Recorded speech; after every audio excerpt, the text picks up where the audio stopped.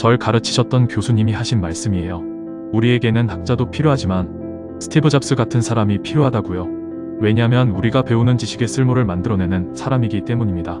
지식의 쓸모, 바로 가치입니다. 저번 영상에 말했던 돈을 벌게 하는 건 말입니다. 우리는 만족을 위해 돈을 쓴다고 말했습니다. 그리고 그 만족은 가치로부터 나온다고 말했죠. 즉, 우리가 배우는 이 지식은 우리에게 어떤 만족을 가져다 주는지가 대학에서 가르쳐야 할 내용이라고 저는 생각합니다. 그게 아닌 그냥 지식만 전달하는 것은 돈을 벌고 살아야 할 우리에게 어떻게 보면 쓸모없는 것이죠.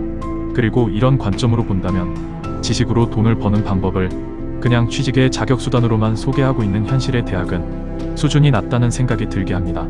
현실에서 좋은 예를 하나 가지고 왔습니다. 제 대학 시절 인공지능이 나왔는데요.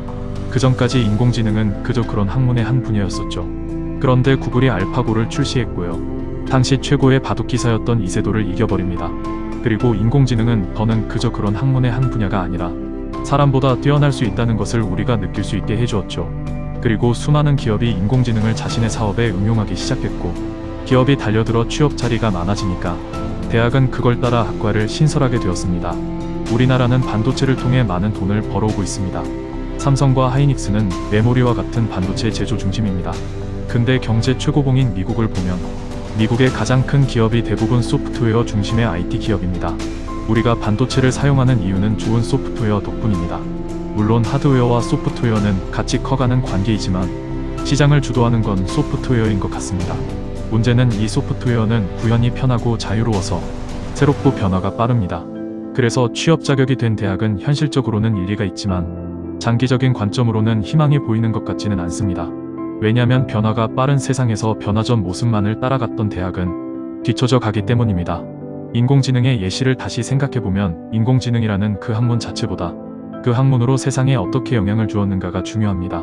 그래서 현실의 대학은 학문을 특정 기업에 취직하기 위한 수단으로 가르치지만 이상적인 대학이라면 이 학문이 세상에 어떤 영향을 줄 수 있는 것을 가르쳐야 한다고 생각해요. 그리고 그 영향력을 통해 돈을 벌 수 있게 하는 것이 선진국에 가장 어울리는 대학이라고 생각해요.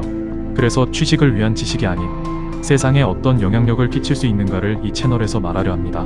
그게 바로 돈을 끌어오는 힘, 가치이기 때문이죠.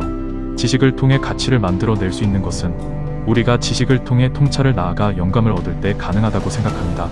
배우고 있는 지식이 어떤 의미가 있는지, 왜 그것이 만들어졌고 어떻게 사용되는지 우리가 알 수 있다면 우리의 삶이 달라질 수 있기 때문이라고 전 믿기 때문입니다.